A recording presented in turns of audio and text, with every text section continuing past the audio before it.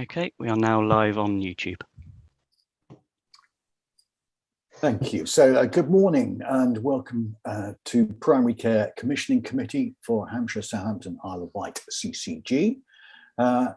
Welcome to all those who are members of the panels. If I can ask you to do so, my name's Matt Stevens. I'm chair of this committee and the non-executive director on the CCG. Michael? Michael Ridgewell, Director of Delivery, here on behalf of Maggie McCarthy, Chief Executive. Excellent. Judy? You're on mute, Judy. Good morning, everybody. I'm Judy Gillow, and I'm a non-executive on the board of the CCG. Roshan? Hi, morning, everyone. Roshan Patel. I am the Chief Finance Officer for the CCG. Excellent. Julie? Morning, everyone. Julie Dawes, Chief Nurse for the CCG. Thank you. And I'd also like to acknowledge and welcome as a co-opted member of this committee, Judy Venables. So if you'd like to introduce yourself, Judy, please. Hello, everybody. My name's Judy Venables. I'm a non-executive advisor in the north and mid part of Hampshire. And as the chair has said, they've co-opted me onto this board. I am the focus for primary care matters in that part of Hampshire. Brilliant. Excellent. Thank you. Have I missed anybody out? No. Excellent. Okay, so declarations of interest. A reminder, ladies and gentlemen, if you could declare. Sarah, you've got your hand up. Hi, morning, Matt. I am a GP in Southampton and provide hot services for SPCL, of which Living Well Partnership, which are later on the agenda, are shareholders in. So, yeah. Excellent. Thank you. I was going to. That. You've just preempted me. I was going to add, if you've got particular items, please can you remind us at the beginning of the item that you have an interest in that. What we need to determine is the level of your interest and whether you can take part in any debate or decision. Okay, thank you. Judy. Sorry, had trouble unmuting. Just to say that my title in the register is incorrect. It reflects my previous appointment and not my current one, but the interest that is there remains the same. Excellent, thank you very much. Phil. Hi, Chair. Just to say, I didn't know whether to declare or not, but I will be leaving the CCG in the middle of December, and will be taking up a role working for a GP practice in Southampton. It is not, I believe, relevant or a conflict of interest for the items that we're presenting today, but I thought I'd better mention it. Okay, thank you, Phil. And sad news, I may add, for us. That takes us to item 3, the minutes. I'm not going to go through page by page. Any issues you wish to raise on the minutes in terms of accuracy? Items there. Judy. Only that non-executive advisors, myself, I think I can speak on behalf of Inga and Elaine, are shown as being present, which might give the impression that we were members of the committee. Understand. When in fact we were there in attendance. Brilliant. Thank you for that. Okay. And we'll get that duly changed to ensure that you're seen as being in attendance rather than part of the committee. Any matters arising from previous minutes and actions? Ian, is there any matters arising particularly from the minutes that we draw attention to? No, Matt. I think all actions are either completed or are scheduled for discussion on this agenda. Excellent, thank you. That takes us very succinctly to item 4, which is the primary care strategy. So to you, Michael, we got the verbal presentation. Are you sharing any slides or information? I wasn't planning to share any slides, and if it's acceptable to you, Chair, and the rest of the committee, we'll bring back a written report to the next meeting. By all means. So you have the floor. Thank you very much. So when we talk about a primary care strategy, I think it's important that we're clear on what we mean, and the discussions that we've been progressing and the work we are pursuing seeks not only to join up the core around how we want to support primary care and see that being taken forward over time, but actually has a focus on the enablers. So strategies around IT, workforce and estates. And I think we are clear in our minds, you can't have a robust primary care strategy unless you pull those strands in. And actually, I think for the role at a system level across all of Hampshire and Isle of Wight, supporting those enablers is really key. Primary care needs to be really well supported and needs to think about how it can deliver services differently to meet the challenges that we faced as a result of the pandemic, the challenges faced by an ageing population and the workforce changes, as we know that finding enough workforce is a constant battle for us. And some of those solutions are around how we use the workforce we've got better and how we attract additional workforce. It's also about how we use IT and have really excellent estate to operate out of to enable us to do things differently and meet the needs of our population. So I think when we talk about a primary care strategy, there are a number of themes that actually the committee has already had some line of sight on, and you're about to have a conversation about estates that we want to bring together and making sure we've got really good interlinkages between those areas. So, what are the needs of our population? What is the model of primary care to meet those needs, and how is it supported by workforce, digital and estate? And how do we put all of those together in order to produce something that is a primary care strategy? So I don't think a strategy can exist without all of those composite pieces. So that is the work we are pursuing, and we will bring a written update back to the next meeting. Thank you, Michael.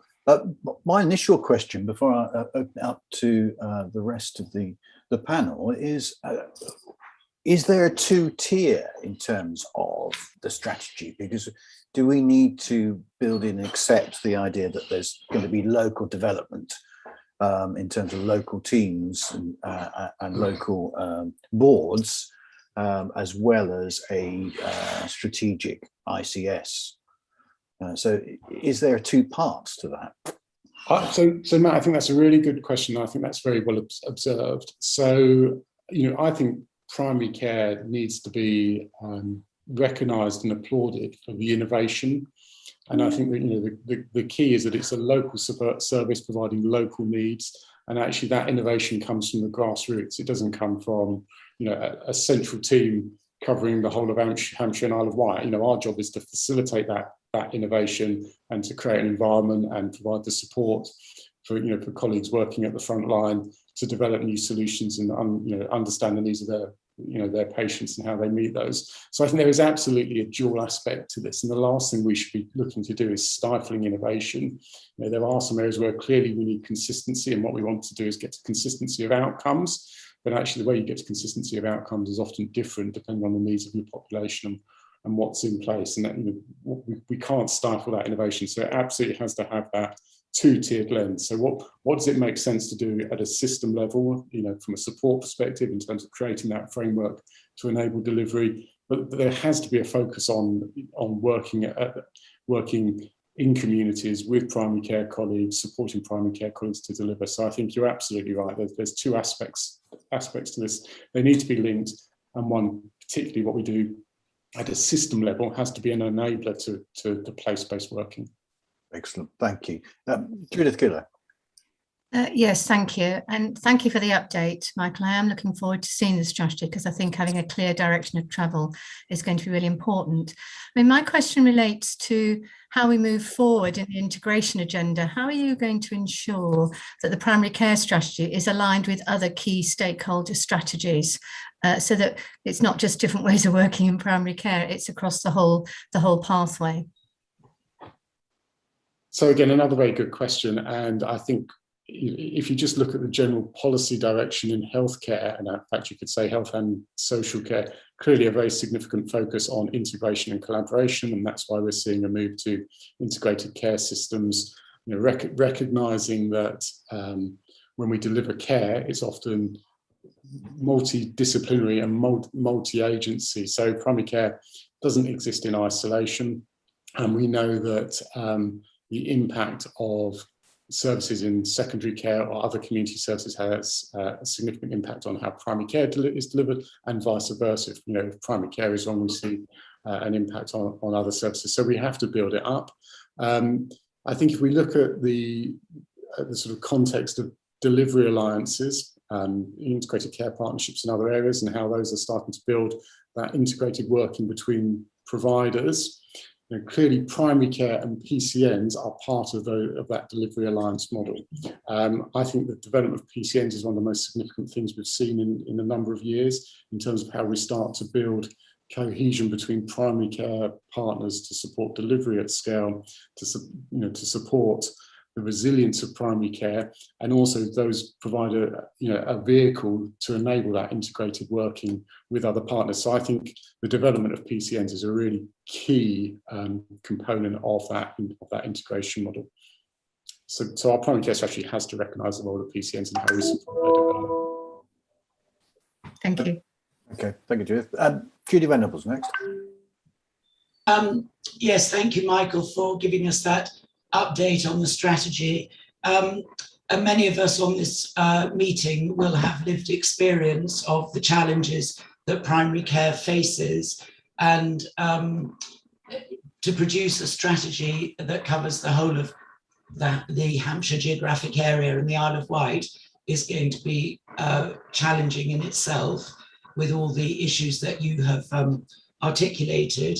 And I think many of us might agree that a lot of the challenges faced in primary care are caused by, well, population growth is one of them, and demographic, but also by the infrastructure issues that you listed, workforce, digital, and estates. And that therefore there is a need for a high degree of agility and flexibility, because when things start to go wrong, they often go wrong pretty quickly. So I would hope that the strategy might be able to reflect how there will be a degree of agility across the patch to pull together when it looks as though the wheels are coming off in a particular area. And again, I can't disagree for the need for that agility. In primary care, there are challenges in primary care. We know that if we see that well covered in the media.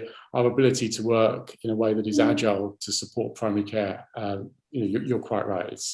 We need to understand how we can respond at short notice when we encounter issues. So I note the points. Michael, to add to Judy's statement about that and the question about agility, is that also determined by how much, because we don't know yet in terms of how much the local partnerships, what delegation they will have, both in terms of finance and decision making. But is it your thoughts, and I'm asking you to speculate here, that will be sort of 90–95% in terms of their decision making to allow them to have as much flexibility at local level? So I would.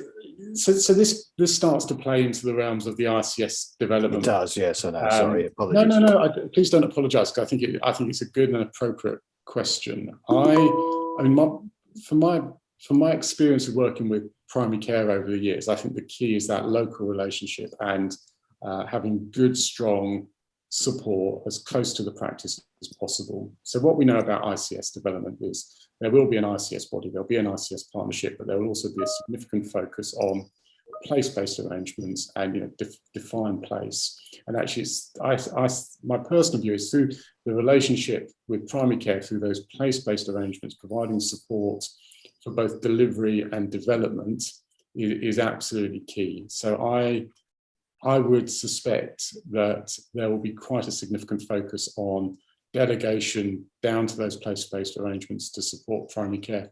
What I would also reflect is actually the decisions around resourcing, the decisions, whether that be financial expenditure, contract letting, procurement, those decisions are reasonably small in number, and actually it's more about the ongoing support, the ongoing development, in real time, actually, using service improvement techniques, working alongside practitioners to examine how care is delivered.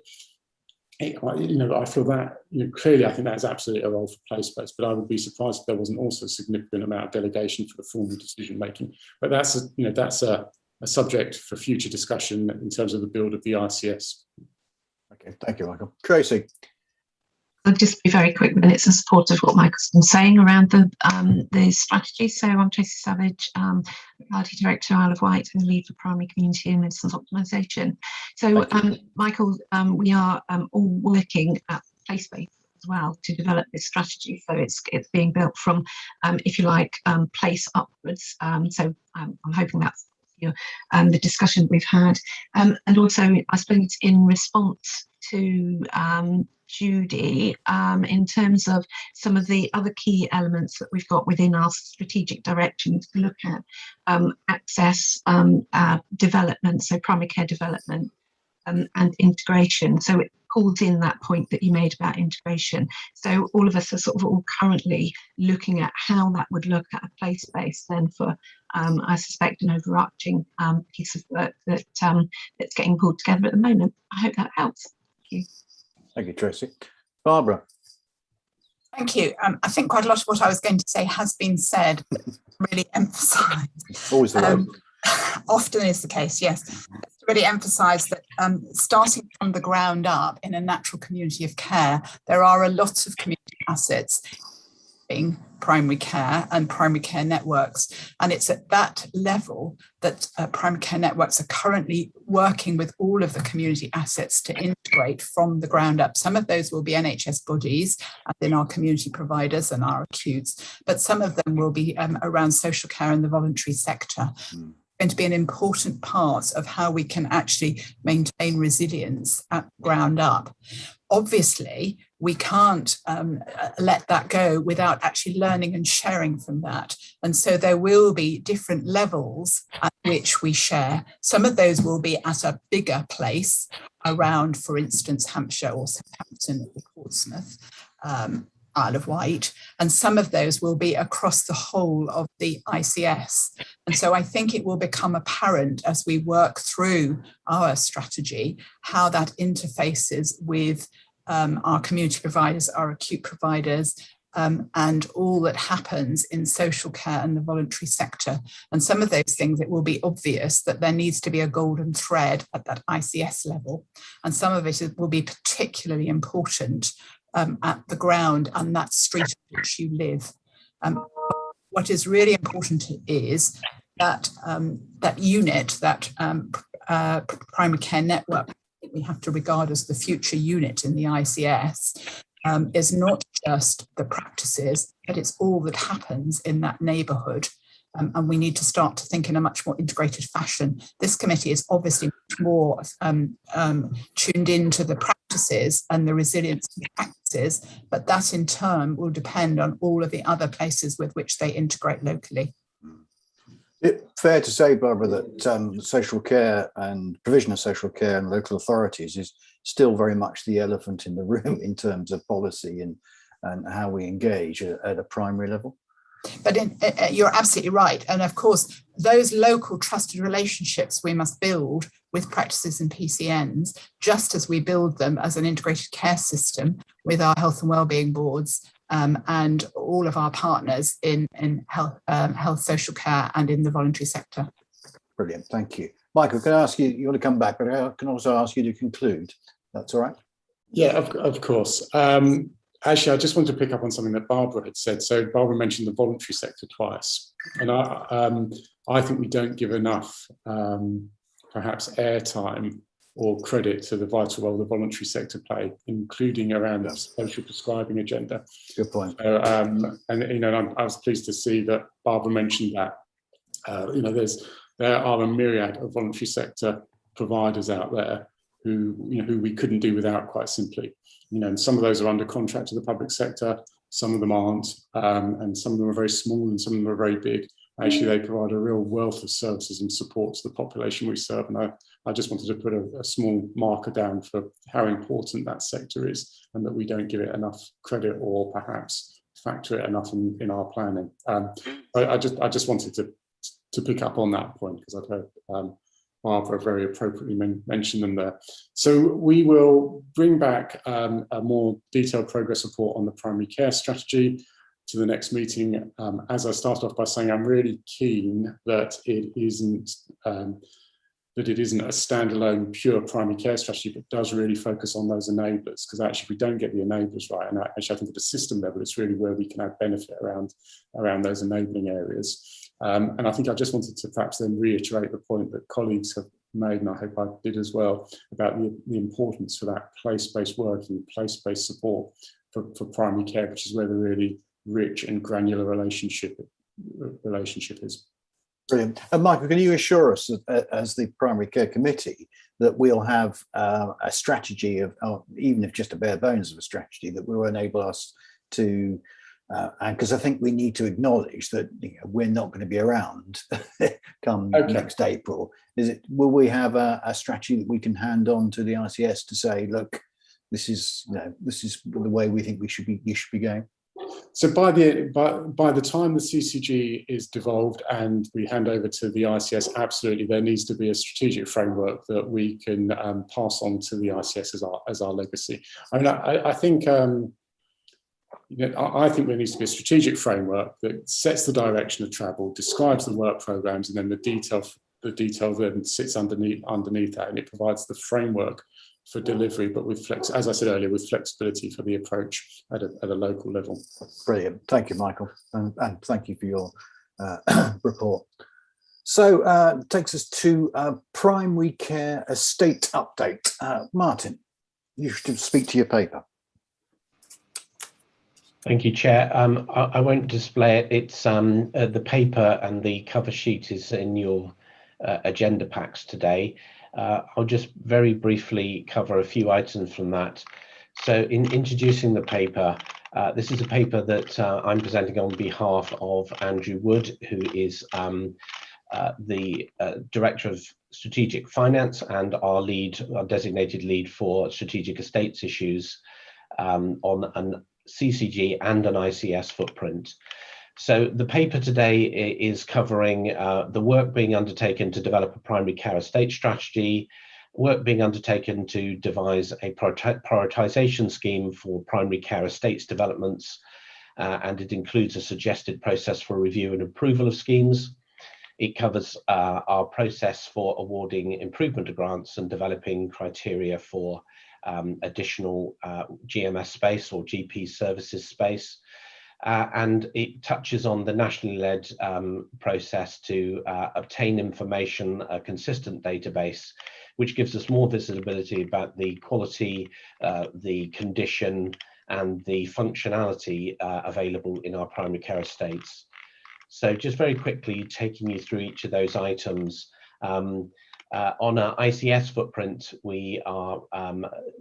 primary care services delivered by circa 150 practices out of 225 buildings. Those buildings will be either owned by the GP partnerships or leased from third-party landlords.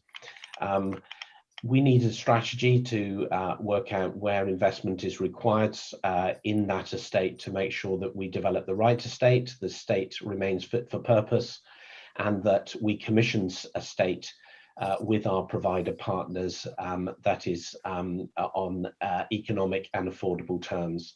So one of the things that the primary care estate strategy group is doing is developing a primary care estate strategy. The work has taken a bit of a backseat during the response to the pandemic, but it is ongoing and being revived. Initially, it just focused on primary care estate, but now it's, for very sensible reasons, taking its remit further and looking at community service provision and other public sector estates. In terms of prioritising primary care investments, the CCG inherited from the former CCG configuration in Hampshire and the Isle of Wight about 30 schemes that were considered suitable or ready for investment or potentially ready for investment. It's felt that our available resources at the moment wouldn't stretch to all 30 schemes, so we need a process of prioritisation. So the estates group are looking to prioritise down to a notional number of schemes, of 5 schemes. That seems to fit a realistic financial envelope that the group would be working towards. And they're setting some criteria against which they might assess each of those schemes as part of a pipeline. It's suggested by the primary care operating groups, by the primary care estates group, that the route for approval of these schemes and the shortlist of the top schemes that will move forward is for primary care operating groups to sign off and put forward their local schemes to the estates group, who will then undertake an expert review and give advice to this committee, the primary care committee, as to which schemes should be prioritised. Some of those schemes may sit within the financial authority limit of the PCC to approve, others may not, and they would be taken separately to the Quality, Finance and Performance Committee or governing body of the CCG, depending on the size of the scheme. Just wrapping up on other things, every year we are given a capital allocation from NHS England for minor premises improvement grants. This year we have just signed off bids of circa £1.44 million, and they are being offered now to practices to add extra space or to improve existing premises. There isn't a consistent process for determining which bids would be put forward and recommended for support, and the estates group is working on developing criteria so that a consistent approach is used across the CCG. And finally, we don't always have great or current knowledge of the condition, functionality and suitability of our primary care estate. So working with NHS England nationally and a third-party provider, we are in the process of collecting information from practices as to their property, their estate portfolio, developing a central database called the SHAPE tool, which can be accessed by both practices and the CCG ICS estates development team, so that we can focus investments where they are most needed. Thank you, Chair. I was going to pause there. Brilliant. Thank you, Martin. I think it's worth pointing out that, of course, estates, for those of the general public who may be watching, and we do have people watch this, but that the estates are not directly owned as such by NHS, that we are managed and commission as a CCG, those estates. So we help shape them, but we don't directly own them, to be clear. Roshan, just a simple question on the star chamber, as it were, on the priorities. I want to be clear that you've been involved as the Chief Financial Officer in terms of setting those priorities based on what our H2, our year 2, second year funding is going to be. Yeah. So thanks, Matt, and hi everyone again. Roshan Patel, Chief Finance Officer. So I've been involved with Andy Wood in setting out how we've determined the criteria and priorities of how the Star Chamber will operate, and then sort of working through the heads of primary care, clinical leads, and sort of the finance team, utilising those requirements and those utilising those requirements. And I should say those prioritization criteria in assessing all the bids. So I'm comfortable with the outcome that gets produced, and therefore how that then gets built into the overall financial planning for the CCG stroke ICS. Okay, thank you. Because I wanted to raise that because there's 2 strands to this in terms of the estates. One, in terms of what can go ahead and what can be actioned now, and in the next 6 months, but also in terms of a long-term plan, because I'd like to see that an estates plan contribute to the strategy that's going forward. If I may, Matt, I think absolutely, as Michael described in the previous agenda item, our estate for primary care, as well as all of our integrated care services, are intrinsic and critical to primary care resilience, anything to do with our primary care workforce and how we get the best for our people and patients. Now, by having the ability as a wider Hampshire and Isle of Wight system to bring together sort of the whole collective view of the primary care, I'm going to call them issues, the things we need to unlock, it allows us to have more levers and opportunities to determine how then we should help those either practices or help those local systems unlock these quite knotty, sometimes quite technical, sometimes quite problematic and historical issues. Because it then does sort of, it then brings to the fore sort of how do we as a overall Hampshire and Isle of Wight NHS sort of spend our capital money or spend our revenue money.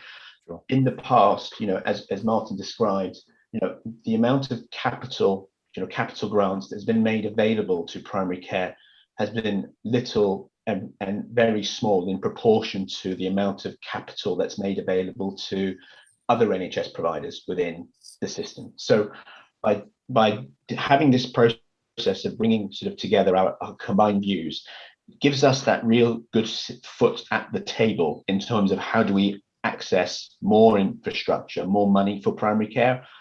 And also from my role being the ICS Chief Finance Officer, one of my responsibilities is to make sure all the capital that we get allocated as a system, Hampshire and Isle of Wight, gets fairly distributed, but also goes to those areas of priority. So it gives us more options and more ability to actually bring primary care issues right to the forefront.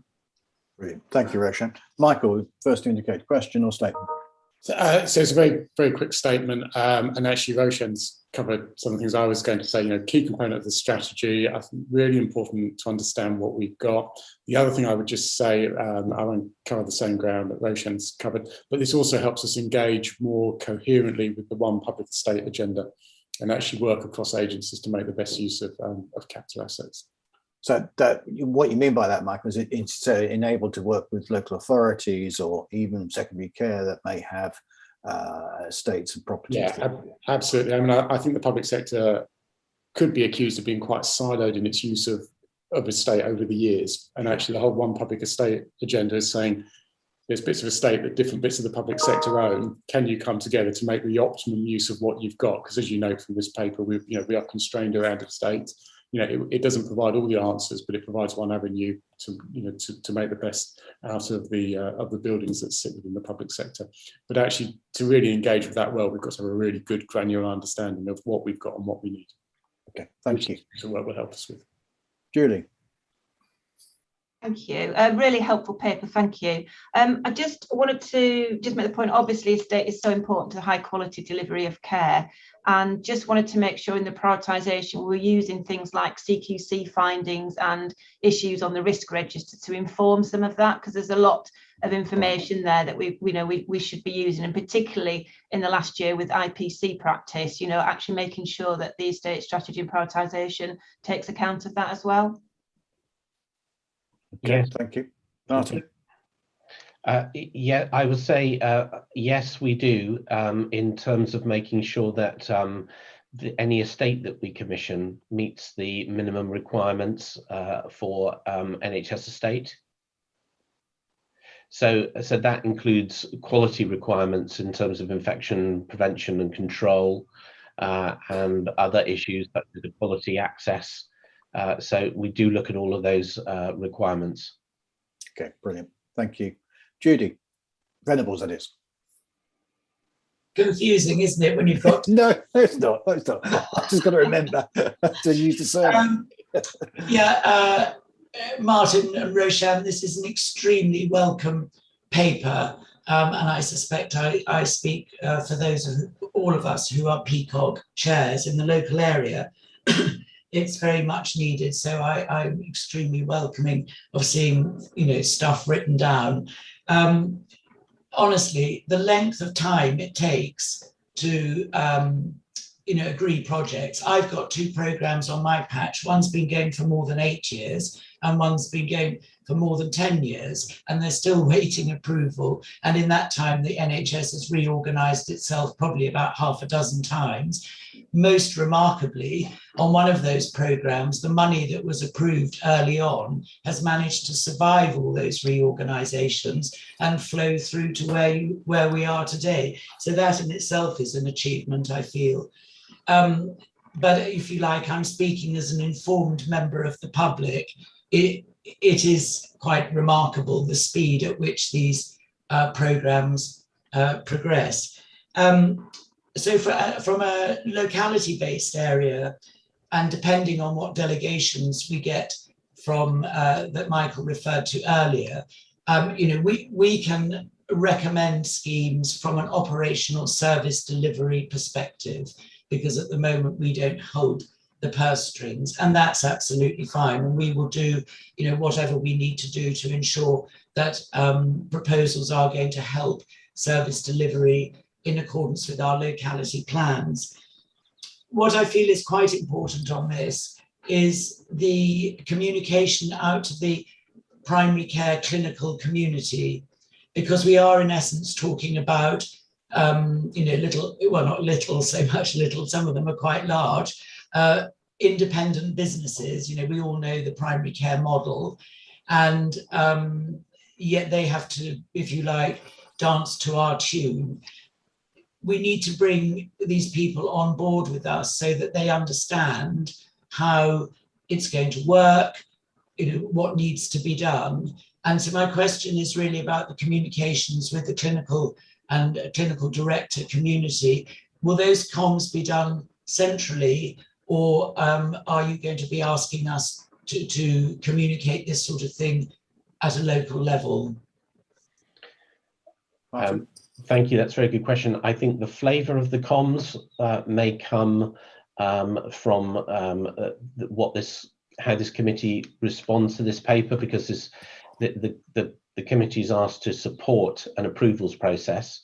But I think the actual comms to the stakeholders that you mentioned there would be at a place level, to let them know that there is a process that for us investing in a primary care estate in particular, that the process is clear, how they join that pipeline if they have estates projects that need support, and how we will assess the criteria for our investments, given a finite financial resource to support projects. I just wanted to quickly come back in on what I well recognise as the sometimes glacial pace of estates projects. I guess the only thing I would say there is that the buildings that we choose to invest in take a lot of resource and investment, and they're going to be there for 25, 50, sometimes 75 years. So it's really important that we make sure that we're investing in the right estate and that the money is going in the right direction. So it sometimes takes quite a lot of time and negotiation to get to that point. Okay, it's not a speedy process, is it, Martin? No. Judith Gillow. Lovely, thank you, Martin. Really interesting discussions around such an important topic, because it's not just about primary care now, it's about how we future-proof primary care going forward. But my question relates to patient and public involvement. Can you just explain what your framework is for involving our patient and public users of the estate and getting their feedback, either at a locality level, a place level, a system level? What's your framework for that? Okay, so I can't talk to that in terms of the work of the estates group. So I can only give you an impression of that in terms of my role in a place, which is the Southwest Hampshire system. So in developing a project, initially it would probably be a desktop exercise. But when it's clear that we are starting to develop a building, I can give you an example of the development of Hythe Hospital in our local area. Then there was extensive engagement with the local stakeholders and patients. And that got right the way down to some aspects of the interior design of the premises, particularly having conversations with the patient cohort that would access the building. So when a project is clearly got wings and it's likely to be developed, then yes, there is involvement with patients and other stakeholders. I think that's really helpful, and I'm familiar with that model. I think for me, though, there's something about not waiting for the project to be developed, because the local community or patients may be able to influence some of that development before the plans are put in place. So that may be something to explore further with the estates group. I'll certainly take that back, Judith. Thank you. Thank you.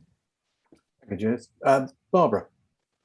Thank you. So just a partial answer to Julie as well. We've had 2 projects in South East Hampshire, both of whom have been influenced very strongly by the local communities. One in Emsworth Hospital, and the other in a project that hasn't yet come to fruition in Borden with a new health and wellbeing facility. Just to point out that it's tricky, isn't it, for practices who need to think about how quickly their population will increase. So here we are building lots and lots of extra houses in the outskirts of towns and villages, and that will put pressure on individual practices. But practices are still quite small, and what we're doing, as we've heard in the previous strategy conversation, is encouraging practices to work closer together as primary care networks. And so that's looking at a different future for primary care, not necessarily breaking up the individual status of them as working as individual businesses, but working together and therefore supporting each other. We're looking at, as Michael said, digital and some of the digital solutions and remote working, which may or may not be continuing with the pandemic.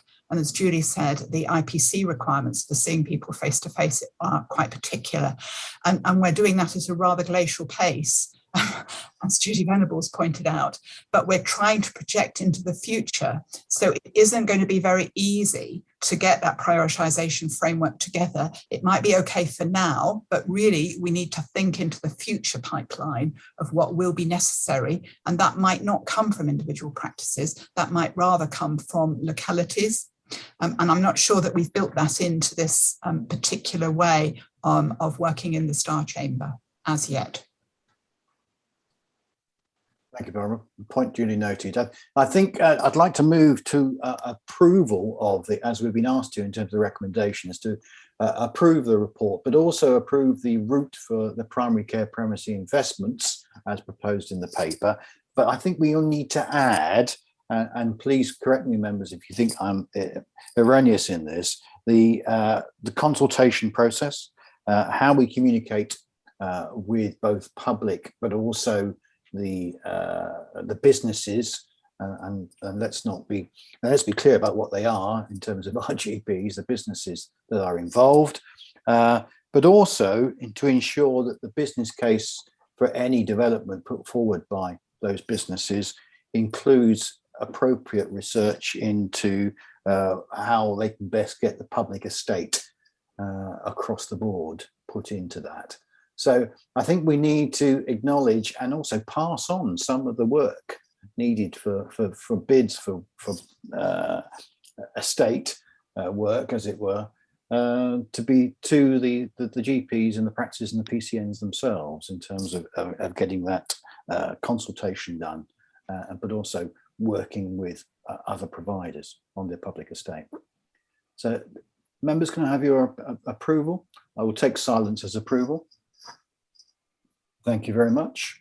And that takes us to back to my agenda. The next item, and I'm getting old because I've really got to blow that up to see that. That takes us to item 6, COVID-19 vaccination programme, and to welcome Nigel. Well, Nigel, if you could introduce yourself, please, first. Yes, hello, my name is Nigel Watson. I'm the clinical lead for the COVID vaccination programme in Hampshire and the Isle of Wight. Thank you, Nigel. Go ahead. Floor's yours. So thank you very much. I'll go through this fairly quickly. I know you've got a full agenda. So next slide, please. So just to say, our current position is that we've vaccinated nearly 94% of our most vulnerable population. So these are people aged 50 and over, frontline health and social care workers, and people who are clinically extremely vulnerable, and 91% have had a second dose. And for those aged 18 to 29, who were the last cohort to come through, then we're making fairly good progress with those. We're also now calling in the 12 to 15-year-olds who are extremely vulnerable clinically, and we've been, for the last 4 weeks, vaccinating the 16 and 17-year-olds with a single dose, and we've now got 65% of those have had vaccinations. this week we're really in a pivotal week where the phase 1 and 2 of the programme are moving into phase 3. Phase 1 was about saving lives and phase 2 was about trying to prevent spread. And phase 3 is more about boosting immunity and then looking at the groups who either need additional vaccinations or who vaccination hasn't been as effective as it could have been, and also looking at others. So this week we started vaccinating, giving boosters to those in the most vulnerable. So again, this is the over 50s, frontline health and social care workers and those who are clinically most vulnerable, particularly aimed in the first few weeks at care homes and care home staffs, where sadly there was outbreaks early on in the pandemic and a number of people sadly died. The other group are the people who are immunosuppressed, who 2 vaccines has not given them the level of immunity that others have got. So we're giving 3rd doses to those, and then they will ultimately get a booster dose later on. And the one that's causing quite a lot of challenge at the moment is the fit and healthy 12 to 15-year-olds with no underlying health conditions. And I'll talk a bit more about those in a second. Next slide, please. So the people who have no underlying health conditions, we're going to give them a single dose of the Pfizer vaccine. Those who do have underlying health conditions, so these are children with chronic diseases or have various conditions, neurological, diabetes, etc., and they will have 2 doses of the Pfizer vaccine, as the Pfizer one is the only one that's approved for the people between 12 and 16. Next dose, please. Next slide, please. The 12 to 15-year-olds will cause quite a lot of discussion, it already has in the media. And just to give the committee some information, so for COVID-19, very few children will get severe disease. It's 40 to 50% are asymptomatic. Some may have symptoms, but it's generally mild. So vaccinating these children would reduce the need for children to have time off school. And there are implications in terms of their mental health and well-being and their disruption to education. But also it will reduce the spread of COVID within schools and to family members. Also, we should remember that long COVID, so this is people who've got symptoms of COVID 15 weeks after they contracted the viral illness. This occurs in children, and between 2 and 14% of children will have symptoms 15 weeks later. So the Joint Committee, who were the advisory body, felt that the benefits were only marginal when you looked at the individual person, and therefore they asked the chief medical officers of the 4 nations to look at it to make a wider assessment. And that was the implications to disruption to schools, the long COVID, the mental health issues. And that's why the chief medical officers have recommended that we offer vaccine to all 12 to 15-year-olds who have no underlying health conditions. The risks against the benefits, and the risk is about myocarditis. So we know that the Pfizer vaccine in a very small number of people does cause a mild self-limiting inflammation of the heart muscle called myocarditis. The problem is that we don't know what the long-term effects or side effects that will be. So that's why there is caution about the vaccination program in children. And that's why, if you look at the evidence, something like 60 per million males, younger males who've had 2 doses of Pfizer will get the myocarditis, and 6 per million females will get it. And that's after 2 doses. So currently the recommendation in this group is we do 1 dose. And there are many countries around the world that are already vaccinating this age group. So the USA, Canada, and a number of European countries. The other issue with these is consent. So although children who are Gillick competent can consent, clearly if the parents are vehemently opposed to it and the child wants it, that is a process which we're looking at to be able to facilitate that in a collaborative way and not cause conflict between families and the vaccination service. So this is largely going to be delivered by the school immunisation service, supported by the COVID vaccination programme. And we're doing a number of webinars with parents, with the local authorities and with school heads to help support them in this. Next slide, please. There are a number of clinical issues which I won't go through, and I'm sure many people have heard about the clots that can occur with AstraZeneca, which vastly changed the way we deliver the programme. We largely moved from giving AstraZeneca to Janssen. I've talked about the myocarditis.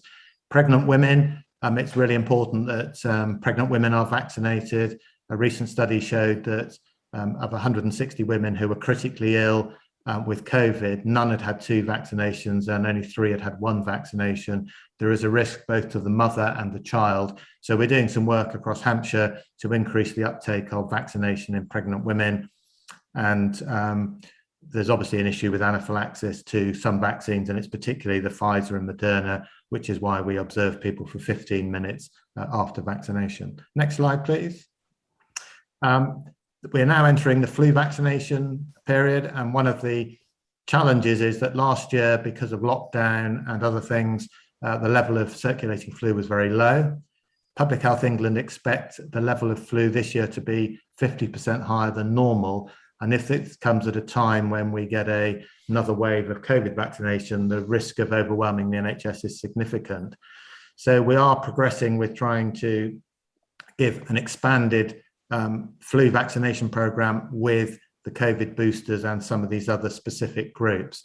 You can co-administer, so you can give both the vaccines together, and that may be appropriate for some, although we suspect some people may choose not to have it because of their risk of side effects, although the evidence is that there isn't a significant increased risk of side effects having 2 together than having 1 alone. And the other issue is if you take influenza, practices may do 1,000 on a Saturday morning. You can't do 1,000 COVID vaccinations when you've got to monitor them for 15 minutes because there's just not the space to do it. So practices, the large vaccination centres and the hospital hubs and our community pharmacists have got detailed plans about how they will deliver both these programmes to the communities. Next slide, please. Just quickly to say there is a new treatment that's become available this week, which is for those in hospital who are severely ill and at great risk, which is giving them monoclonal antibodies.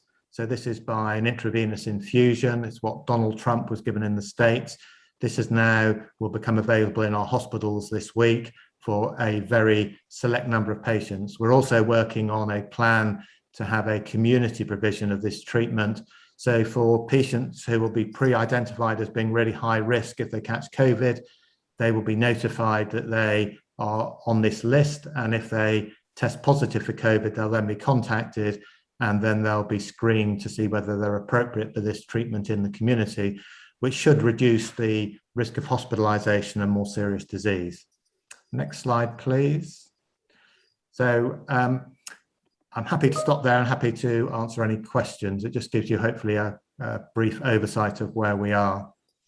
Thank you, Nigel. That was really clear, and thank you for that.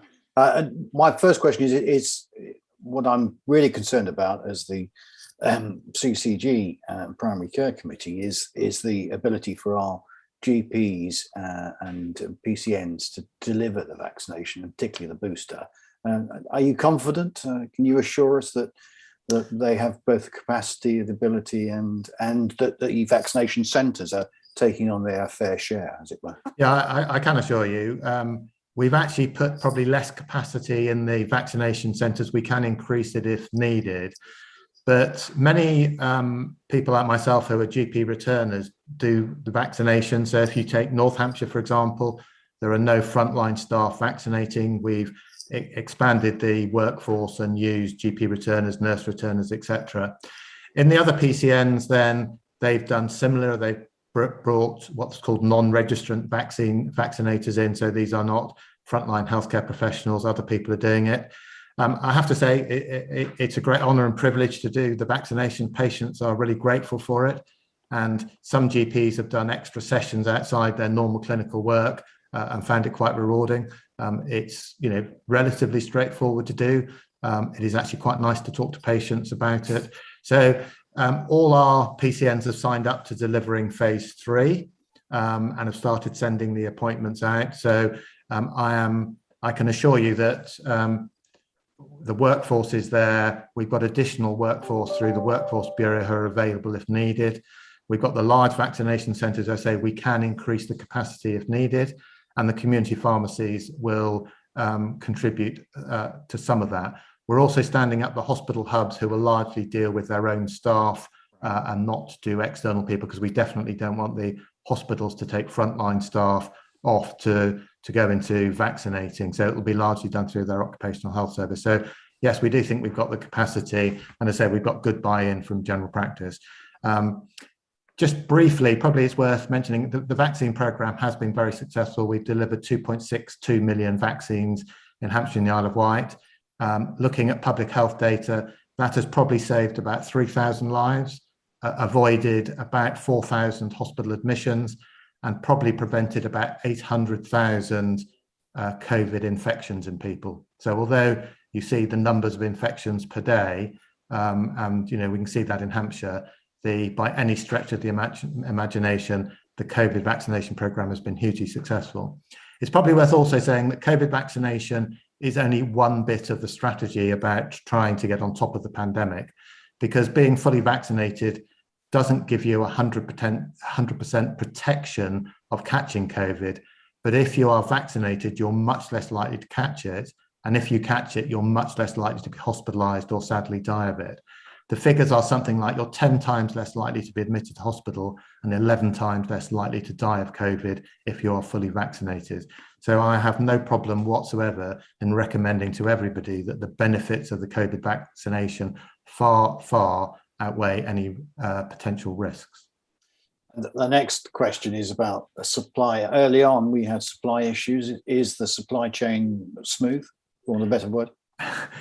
It's a bit bumpy, but we are now moving to what's called a capped pull model. So we know what capacity we will deliver, something in the order of about 80 to 100,000 vaccines a week in Hampshire over the next few weeks. So we have got that model in place, and we are as confident as we're much more confident than early on in the programme. It was quite frustrating because it was stop-start and we had more capacity than vaccine. Whereas actually going forward, we think there will be a sufficient supply of vaccine to be able to do it in the timescales that we want to do it. And the limitation will be capacity in terms of workforce. We're not going to try and do all the vaccines, which is probably somewhere near 900,000 vaccinations. We're not going to try and do all those in a couple of weeks. It will be spread over up till Christmas. The other limiting factor is you need to have a 6-month gap between the second vaccination and the booster. Right. So those who had 2 doses early on, which were at 4-week intervals, and then we went to 12-week intervals. So we will get through the early vaccinated people who are largely health and social care workers and some of the over 80s, and then we'll reach a limitation where we're going to have to wait 6 months for people. So I'm confident that our vaccine supply will be sufficient. Thank you. Members, any questions or statements? No, well, thank you very much, Nigel. Okay. Appreciate it. Thank you very much. Take care. So it takes us to item 7, patient survey. And Priya, please introduce yourself, Priya. Hi, thank you, Chair. So thank you for inviting me. My name is Priya Mistry. I'm a Communications and Engagement Manager for the Hampshire, Southampton and Isle of Wight CCGs. And a few months ago, I took on the role of supporting primary care, specifically with communications. So included in the agenda pack, you'll see that there is a summary paper of the GP patient survey results that came out in July this year. So I won't go through those results as you've got them there. But what I will do is talk about how the communications engagement team is supporting primary care to take some of this feedback on it and support patients in understanding how primary care is working and addressing the challenges that are being faced. So the results, it's great to see that we are doing well in some areas. For example, 90% of those that were surveyed found their GP practice receptionist very helpful. Fairly helpful, and that there's other bits in there that are really good. We do know that primary care is facing challenging time at the moment, and that has been probably ramped up due to the pandemic. And so surveys like this, any patient feedback engagement is so important, because we need to hear the patient voice, we need to hear the patient experience to help us shape what we're doing, and for me, as I say, for communications, to ensure patients are getting that message about the changes or what's happening in a clear and timely way. So I talked about the challenges that we are facing. It is quite sustained. We've seen, some of you may have seen in the national media, the Daily Mail have launched a campaign this week asking for all patients who request a face-to-face appointment with their GP to get one. And as I say, the survey shows us that the access side of things has been challenging. And so some of the work that we're doing to support practices with this is providing them with communication support to talk to patients about the changes that are happening in primary care and why. For example, we have gone to a model where people need to ring or go online, and that is frustrating. We understand that. However, we are working within a pandemic still, and we have the infection prevention control measures and delivering the COVID-19 vaccination programme. What we have done is there's more than just GPs in primary care in GP practices. So there is actually a wide range of people that you can see. And what we're doing on the Isle of Wight, co-designing with the practice managers there, are a series of an online campaign or information campaign to talk to patients and people about who else you might see in primary care. So rather than seeing your GP, you might see a nurse or a therapist, or someone that specialises, and actually why you're being treated by them rather than your GP. So some of this is about talking to people and patients, and so that's been co-designed with the practice managers, and it's currently with a group of patients people on the island, to have a look at that, to see whether this is right, if it helps them or not. We've had BBC South Today go to spend a day at a GP practice in Basingstoke, so spent a day with a doctor there, and also to speak to patients there as well to find out their experience. So we want to paint, we want to talk about the local picture, and we want to work with our partners to see, how things are working. My colleague Elizabeth, some of you may know, she is leading on engagement, and we're very keen to support practices with PPG involvement. So we know that before the pandemic, PPGs met face-to-face, patient participation groups for practices met face-to-face, and a lot of that went went virtual, and unfortunately that has meant in some areas there was disengagement. But in some places it's actually been working really well, it's been thriving, and so we need to talk about how we make those links again, establish that, so that whatever we do has that patient voice there. And the other point, probably just to draw on, is that primary care, although they're not, they may not be seeing as many face-to-face, the number of appointments has increased. So the number of appointments in July, for example, this year, given across Hampshire and Isle of Wight, was more than 800,000. And that's increased from July 2019, when it was just under that. So the practices are there and open, and appointments are being given, and we hear the patient challenges that are being presented, and so we're keen to work with them and practices to see how we can improve on some of these areas. Yeah, I'd ask the question that first jumped into my mind, and thank you for the report. It makes really interesting reading in terms of the difference between perception of access, being an ability to get an appointment, and the reality, especially your last point about being, there's 800 appointments available, 800,000, sorry. But is there any evidence here in the survey? I couldn't see it, but was there any evidence about the age group of those, their ability to access online appointments? And I could be inferring an ageist statement here, that those over a certain age are unable to access online easily or haven't got the skills, which may not be true. But is there a relationship there?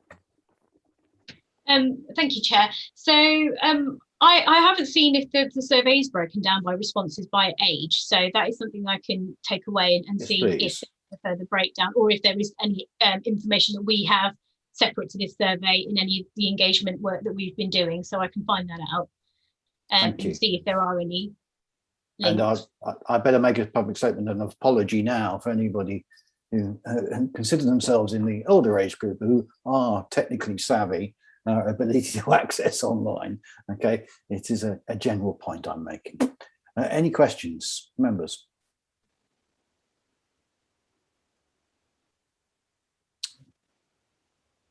Judith Giller, sorry.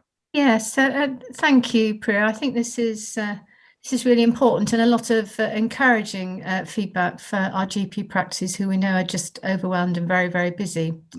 But I just wanted to make the point that we mustn't be lulled into a false sense of security, though, because when we look at some of the results in relation to access, resilience, and people who are satisfied with their appointment, I know we had a 44% response rate, but that's quite a large number.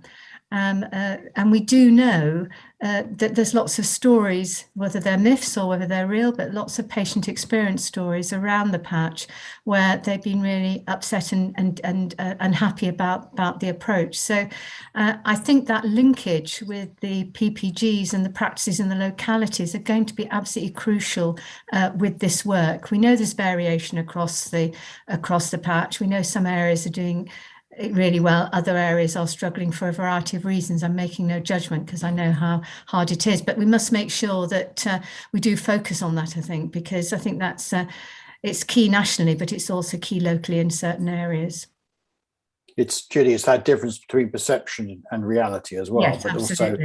Also, but I think we do have to, as a CCG, respond, and as GMS services respond to the perception as well as the actuality. Yeah, I agree, Matt. Thank you. Roshan.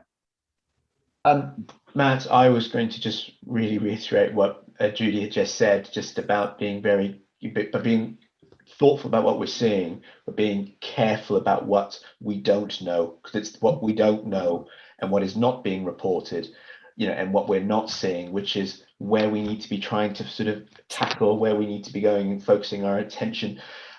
Because we know just from looking at the media every day, the pressure primary care is under, the messages that are coming out about needing to increase the number of face-to-face appointments within primary care, what that means for sort of the workforce within primary care. It can give us a very misleading impression that actually what we're doing from January is all aligned and moving in the right way. So it's just to add some caution, but thank you, Priya, for sharing this with us. Yes, thank you, Priya.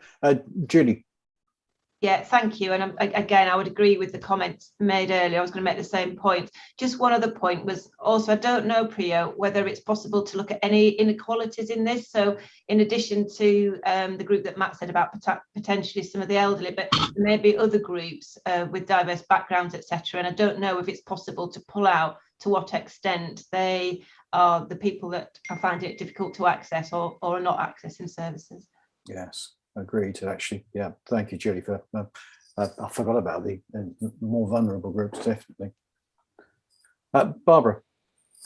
A really interesting debate, and thank you, Priya. I think what we do know is that where we are now is not only safe from an infection prevention control point of view, but it also allows health professionals, clinical professionals, including all of those extra roles that Priya referred to, the additional roles in primary care, to respond to patients' questions and problems and to prioritise those. So what we do know is that there's a huge amount of need out there, but there's also an awful lot of expectation. And although, as you said, Matt, it is tricky sometimes technically to be competent to fill in an online consultation, and it is sometimes that the phone is blocked for an awfully long time while people are ringing to get in touch with their practices. At least what we do know is that the health professionals, including the GPs and the nurses and the other clinical staff in the practices, are able to prioritise those problems then and deal with the people with most need, including those people, of course, with health inequalities. So whilst it might not be easy for the public to understand that, at least we can assume that the people who have the greatest need at that moment are being prioritised and seen and spoken to first. And sometimes that will be spoken to and triaged remotely by telephone or by video, and in order to get more evidence and sometimes to actually get some tests results first. Before then, the face-to-face appointment is the next logical thing to do.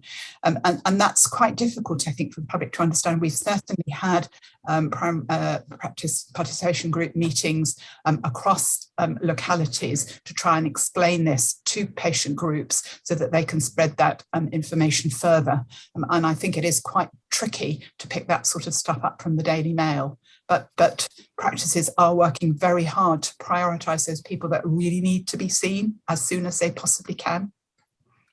Thank you, Barbara. Yeah, and I think we have to acknowledge also, I mean, what the story that the media represents is quite black and white, whereas actually the provision is much more nuanced in terms of the influence on that provision. Michael, I think there's an interesting point to be added towards the strategy in terms of how important digital is and supporting digital for our frontline GPs and primary care services. I would agree, absolutely. Thank you. Barbara, you want to come Just back? come in, Matt, and say that that 60% of consultations are now face-to-face across Hampshire and the Isle of Wight. I understand. Thank you. Yeah, an important point. Thank you. Thank you, Priya. So if you could bring back to us at some point the information, if you can get sort of age and more vulnerable groups, a breakdown in terms of the survey, we'll be very grateful to see that information, because it will enable us to amend our strategy and our ideas in terms of access. Yeah, could I just add one more point? Yeah, of course. Just in reference to what Julie mentioned before. So no, thank you for raising the really important issue about inequality groups across the whole spectrum, not just age. The CCG is also involved with a regional piece of work, engagement work that's happening with Health Watch. So this is our area, but it's also across the South East, so not just Hampshire and Isle of Wight. And we're part of a working group to talk to practices about the challenges they're facing, but also with the public. And I think actually this will be really good for me to take back there as well, to see if we can incorporate that at a larger scale as well, so that we take that feedback in. So that was just the other point I wanted to add. Thank you, Priya. Judith Gillow, has that come up as part of your, come across your desk, as it were, as patient and public involvement lead? Yes, it has, and it's being very much discussed in some of the local groups. And I know some of the across the patch, some of the GP practices, the networks are actually meeting with their practice population to work through some of these issues. Brilliant, thank you for that. Thank you, ladies and gentlemen. That moves us on to our decision-making part of our agenda. So that takes us to item 8. Apologies, we're running over time, but I think to have a debate on those previous items is important. So Living Well Partnership, Southampton, and St Luke's Surgery, Southwest Hampshire, the contracts merger. Phil, are you presenting on this? Yes, indeed. Yes. Could you yes, introduce Chair. yourself, please, for the public? Of course, yes, Chair. I'm Phil Orby-Harris. I'm the Deputy Director for Primary Care in Southampton. I'm going to happily introduce this paper to the committee today. I'll also refer to my colleague Martin, who's here today. We've worked very closely together because of the geographic nature of this merger. By way of introduction, I appreciate the fact there's a lot of paperwork with this application. The grist of the application is contained in the second document, which is the business case from the Living Well Partnership, which they are authored with support from the CCG to make a case for this merger. There's also cover sheets and other contextual information that hopefully is reasonably self-explanatory to the committee, but myself and Martin would be very happy to take questions. There are just a few points that I would like to make by way of introduction and to support the decision making today. The first distinction to draw is that this is a decision around a contract merger. This is not about two organisations coming together. The Living Well Partnership is a single partnership and a single provider for which this CCG, well, in fact, NHS England has 2 GMS contracts with, and this CCG is responsible for the managing of those contracts. The application is to merge those 2 contracts, so the Living Well Partnership would then have 1 contract with NHS England and a list size of circa 40,000.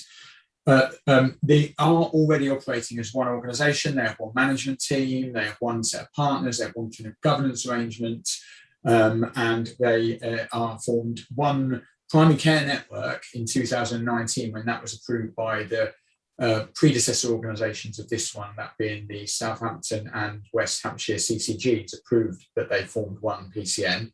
At that time, it was also approved that the practice could operate a seen anywhere arrangement, and from a sort of technical point of view, that made all of the sites in West Hampshire branches of the Southampton surgery and sites in Southampton branches of the West Hampshire surgery. So the Living Well Partnership very much presenting this merger application today as a step on their continued transformation as a primary care service provider.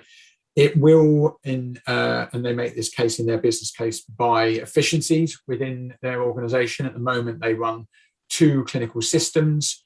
Their call centre arrangements for on a busy Monday morning where they are taking calls from patients need to discern between what list those patients are on. They have a single arrangement for managing those inbound calls, and they have to flick between different screens and clinical systems. They have 2 QC licenses. They have 2 sets of administrative arrangements for things like QOF and for a lot of their back of office arrangements.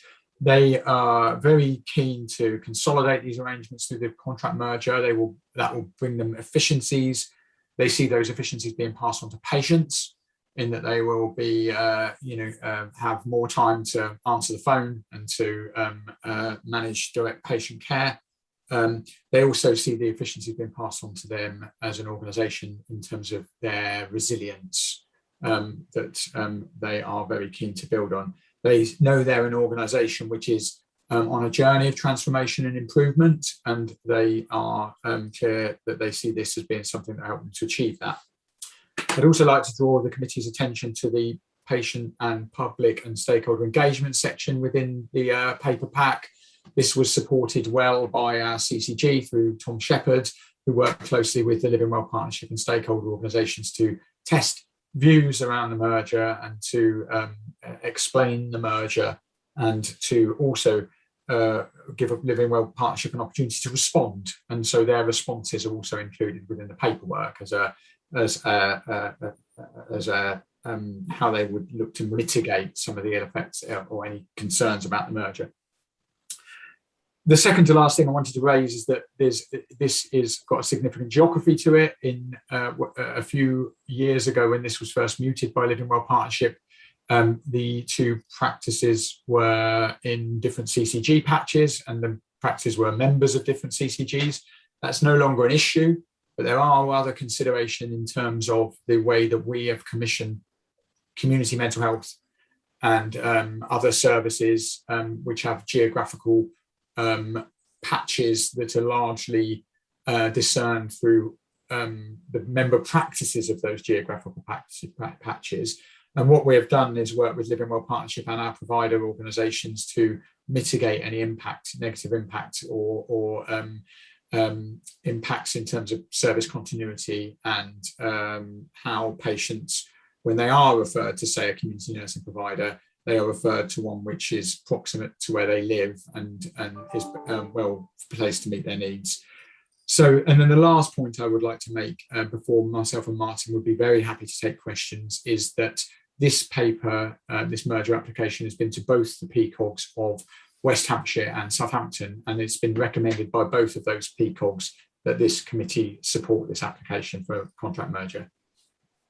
Thank you, Phil. I have to say my first question I open up to the committee is actually, are you assured, Phil and Martin, that this merger will be provide better quality delivery to those patient lists involved and improve the Living Well Partnership's engagement as well, in terms of will they step up, do you think, in terms of the better engaging with their patients as a result of this? I think we've received reasonable assurances from Living Well Partnership that there absolutely will not be any restrictions on access. I think there were some anxieties raised through the patient in public engagement, that patients from Botley might be asked to go to appointments in Southampton, that there's absolute assurances from them that that won't be the case. And their business case, as I say earlier, supports the fact that they're going to release efficiencies, which is their full intention to pass on to patients. So we would continue as a CCG managing this, what would be a single contract if the merger is approved, as we do with all of our primary care providers, to continue to monitor patient experience, quality, access, etc. And so we have a arrangement for monitoring and maintaining assurance that those factors wouldn't be affected adversely, and indeed we would see an improvement. Brilliant. Thank you, Phil. Members, any questions on this, or can we move to a decision? No, okay, that's so I propose that we recommend the Primary Care Commission Committee support the application of the merger of the Living Well Partnership and St Luke's to one GMS contract, and ask for your silence in support. Sounds odd saying that. Sounds brilliant. Thank you. Okay, so formally passed. Phil and Martin, happy? Any other points you wish to add? No, thank you for the decision. Thank you. Thank you very much. Okay, so back to my apologies. A slight pause when I go back to my agenda is that I have to make the damn thing bigger to be able to see it. Apologies. So that takes us to, we are item 9 and decision relating to Shakespeare Road practice Basingstoke. Alma. Alma has had to drop off the call, so for the purposes, I'm just going to make a brief statement and then we can move on, if you don't mind, Chair. No, by all means, please, Julia. Your statement, you have the floor. Thank you. So there have been resilience issues at Shakespeare Road Medical Practice, and we in North and Mid Hampshire are working on those issues to help to overcome them. And so if I return to my previous point about agility, I think we have ably demonstrated 100% how we've been able to do this, working collectively with across the North and Mid system and also with the CCG. There are commercially sensitive issues, and so any discussion needs to take place in part 2. I will just say, in case there are any members of the public who are watching, that they should please be reassured that a clinical service will remain at that practice. If there are any technical questions from any of the members of the committee, then we would need to wait for part 2. And they can be dealt with more efficiently in that forum. So that's really all I think that we need to say at this juncture, Chair. And just to underline and make it clear that current services are continuing, and we can reassure the public that they and patients that they are continuing, and that there are still negotiations, am I correct in saying that, going on in terms of the format and the shape of this practice? Is that correct? Yeah, discussions are ongoing. Brilliant. Thank you very much. Thank you, Judy. And so I'll ask members for any detailed questions to be in part 2, because it may concern business information, which is private. But I'm really happy to understand and note that this situation is ongoing. Yep, thank you very much. So takes us to primary care assurance. Item 10, the blood tube shortage. Charlotte, if you could introduce yourself and also explain what a blood tube shortage is. Absolutely. Yes. Hello, everyone. I'm Charlotte Hutchings and I'm Clinical Director for North and Mid Hampshire, part of the Hampshire and Isle of Wight CCG. So I was just really giving everybody a brief update. I imagine this is in the public domain. You're all aware of the national supply disruption to blood bottles that started in August. It's been a challenging situation. The system has worked really hard, and primary care especially has really worked hard to reduce both the risk of that critical supply of blood tests impacting acute services, but also being aware of avoiding clinical risk in not doing blood tests to both patients and clinicians. There's been a recent update on the 16th of September last week, where we've been made aware that the supply situation is likely to improve. They've secured some US stocks. Now, that will obviously take a little time to feed into the system. It is really welcome, but we're all aware that we don't want to create another stock supply issue by reverting straight back to normal. And obviously, there is a little bit of work to catch up on from blood tests that we have tried to safely withhold in the last month. So although we have been made aware that primary care is able to start doing blood tests again, there has just been a very careful messaging around how we just assess the necessity for those blood tests. This is a real balance between obviously not creating any risk for patients and to clinicians, whilst at the same time not destabilizing the supply that we are anticipating will get back to normal towards the end of October, November. So Charlotte, it's to ask, thank you for that report on insurance. So just to explain for clarity, so the blood tubes is about the supply of the containers needed that the blood tests go in, isn't it? If I put it in layman's terms. It is. It was an issue with the raw materials of the tubes themselves. Brilliant, thank you. And how's that impacted? Have we got any data on how that's impacted? Because what I'm worried about is the long-term impact of patients not getting tests and return on tests and diagnosis. Yeah, absolutely. I think we have been monitoring the situation really clearly. There've been a lot of communications and working together across primary and secondary care with clinical advice. It has required a lot of clinical input in making those decisions for both individual patients and groups of patients that are high risk. So we've been monitoring whether there have been any incidents. I'm not aware of any, but across the LMC and the CCG clinical teams, we've been looking and working really closely with primary and secondary care on that. I can't say that this is obviously a real balance with not creating more of a risk with supply of blood bottles versus the clinical risk of not doing blood tests for patients and managing it for patients as well and their concerns. So going forward, it's a question of prioritising, is it, in terms of the need?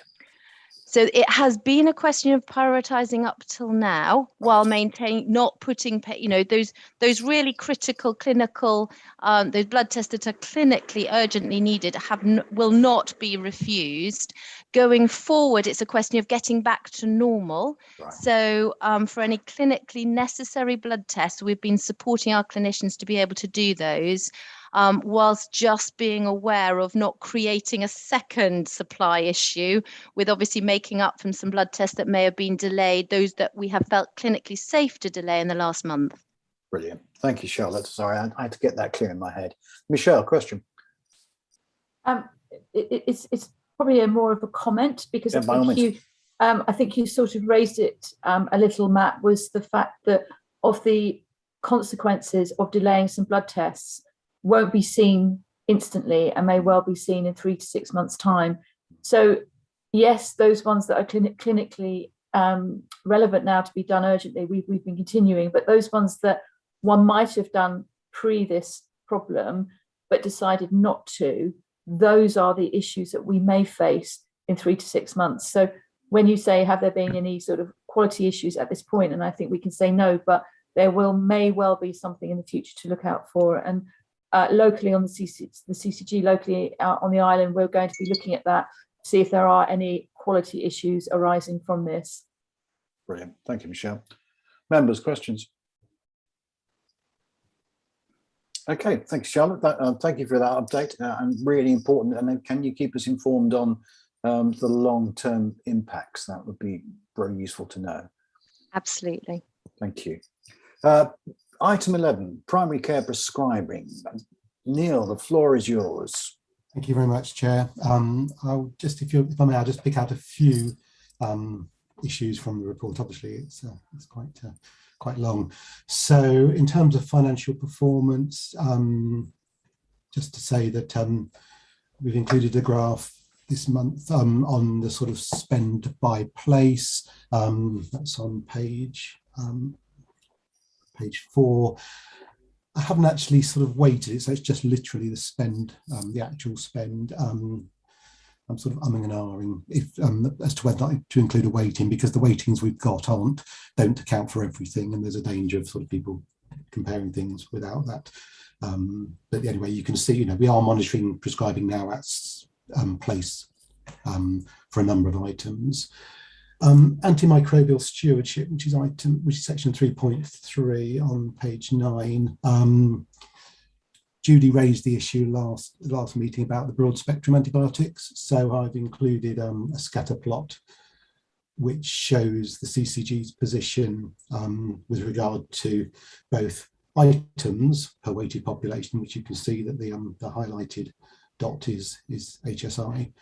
So we are relatively low, or very low, on items per weighted population. But as Judy highlighted last time, we do have a bit of a problem with broad spectrum antibiotic use, which is being worked on. We've got a sort of comprehensive antimicrobial stewardship plan, but that you can see our position with regard to other CCGs. Also, on that page, I included a graph of the antibiotic prescription items for 0 to 4-year-old children, and you can see there's a very strange pattern in that we had no winter peak at all over the last winter, but we have seen a significant increase in prescribing up to June, which is very unusual, but obviously can be explained by a combination of factors, including less social distancing, more children coming together, and obviously the fact that they didn't have mixed those infections in the normal time of the year. I did actually look at, we've got July data now, so I had a very quick look at July data, and I'm pleased to be able to report that actually it has dropped to dropped significantly compared to June. So that peak does seem to have peaked. Interestingly, I removed the section on polypharmacy when I was doing the report. I thought actually it was getting a bit long, so I actually took out a section which we'd had in previously around polypharmacy. And of course, you may have seen on the news this morning that they've just published the National Polypharmacy Report in terms of the report on overprescribing, which is entitled "Good for You, Good for Us, and Good for Everybody." So obviously that's just hit us today. But you remember from previous reports that actually the CCG does well in terms of number of patients on however many medicines. But obviously I'll do a fuller summary of the national report in the next meeting. Thank you, Neil. It does beg a question, that national report. Is there and it highlights a link between quality of practices and services, primary services, and the level of prescription. Is that, do you think, I mean, I'm asking you to speculate here, but I think that's a potential measure we could use if we were talking about PCNs and surgery dashboard? Yeah, I mean, there's obviously lots of it's sort of multifactorial, and it fits within equality's agenda actually, because we know certainly for certain groups of drugs that there is a lot more prescribing in deprived areas. If I was speculating, I'd say sometimes a prescription may be an alternative to a service that isn't available. So you think of mental health and psychological interventions. So I think it is complicated, and I think I was looking at some of the headlines, which obviously sort of say, clamp down on overprescribing. I think it's about patient-centered good structured medication review, actually, because you need to have that time with the patients to discuss whether or not the risk benefits are still the same as they were when the medicine was started. Thank you, Neil. Roshan, is there a relationship between how much spend and prescription drugs as well in terms of budgets going forward? There obviously always is a relationship with spend and how we prescribe, and obviously what we've seen from Neil and the meds management leads gives us a good indicator of what's happening in each of our local systems and localities. And Matt, I just had one question for Neil, and it's just around your thoughts around the paper sort of explains the different medicines. I'm going to just call them for shorthand medicines optimizations committees that we've got existing between the patch, and there is, I can understand the benefit of keeping them in all of our distinct local areas operating, but what do you see as sort of future benefits of those different groups working in a bigger collective? Yes, it's a really good question, and I'll say I think we started off on the idea that we just needed a single committee, and then I think we realised that the sort of particularly the clinical engagement is so important. So I think our challenge is to not duplicate. So I think the plan is that each of the 3 existing committees can lead on a specific area for all 3, because it makes no sense for all three committees to look at NICE guidance as an example, or have the medicine safety committee feeding into all 3. So I think it's about sharing the workload across, and then I think we do need a small overarching committee that's probably made up of the chairs and the professional secretaries that does the check that says, have we got any variation across the CCG that is unacceptable? Are we missing a trick in terms of duplication? So it is that tension between sort of, well, not tension, it's the challenge of what should be done at basically ICS level, what should be done at sort of place, really. No, all understood. Thank you, Neil. Thank you. Members, any other questions for Neil on prescribing or statements? No? Thank you very much, Neil. I appreciate the report. I think it's a really important one, but I think we need to note that the level of prescribing and the certain drugs could be a marker for looking at a quality of our frontline services. Thank you. Thank you. So that takes us to a primary care finance report. Roshan.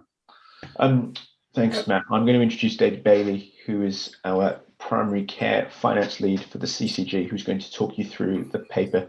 And I know David will be as brief as possible in the interest of our time. Thank you, Roshan. Yes, certainly, I'll do that.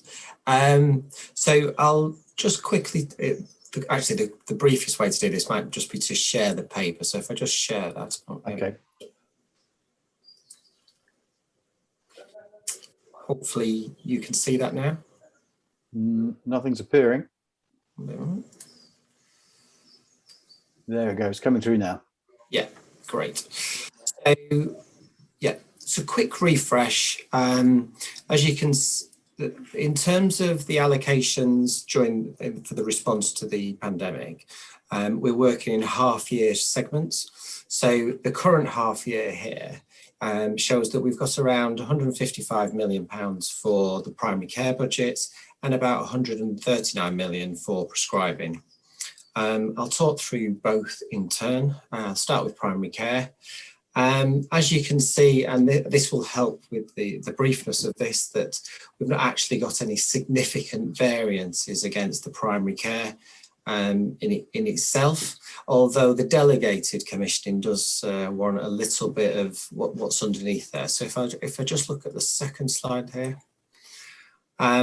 So the first thing to note is on the QOF, we have got £250,000 overspend at the moment, largely due to an increase in 21-22 points.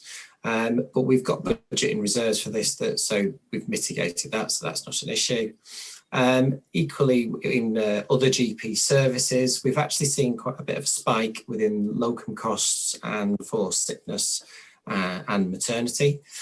Again, we have got that covered. On the converse, within GMS, we've got a sizable underspend so far in terms of our forecast for the first half year.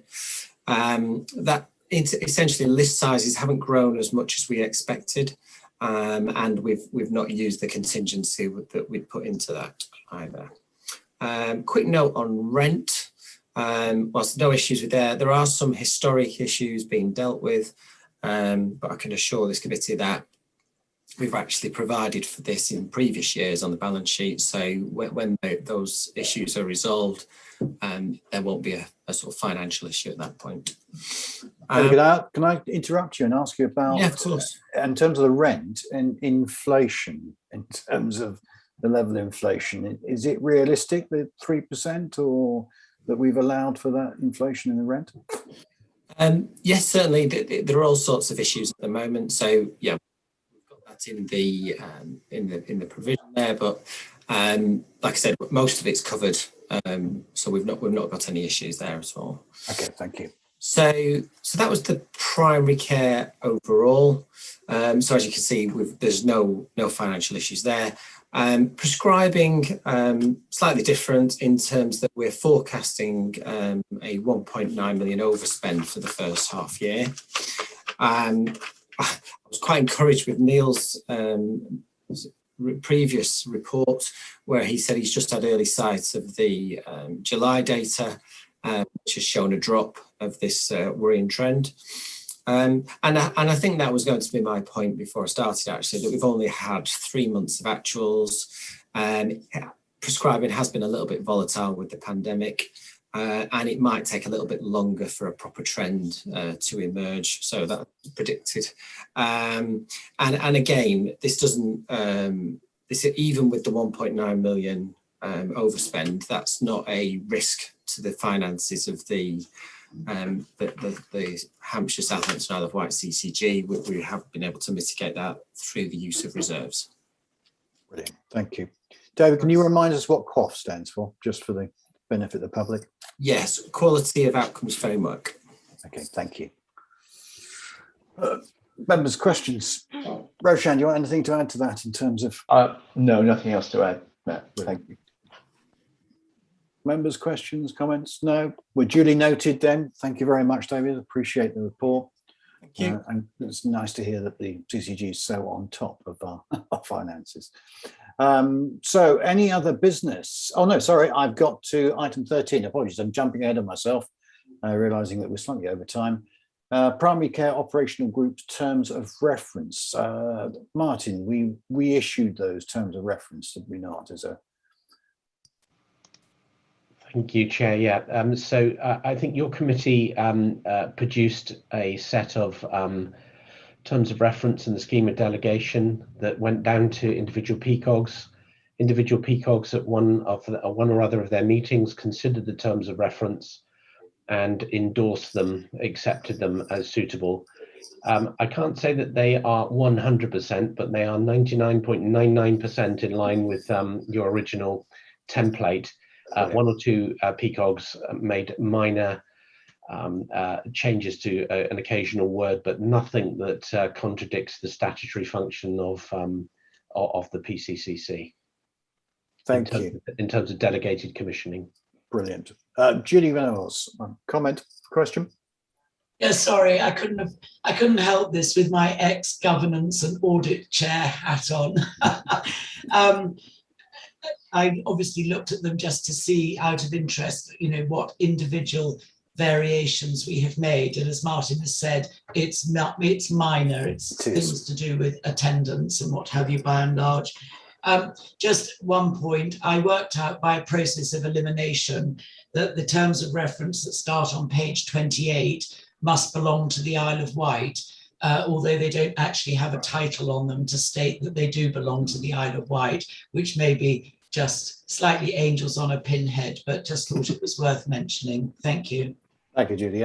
I think it's really interesting, but also important to underline how little difference there is, and the differences are small and primarily governance related or attendance related. So I think that's quite important that there isn't a lot of difference in terms of the way the local models operate.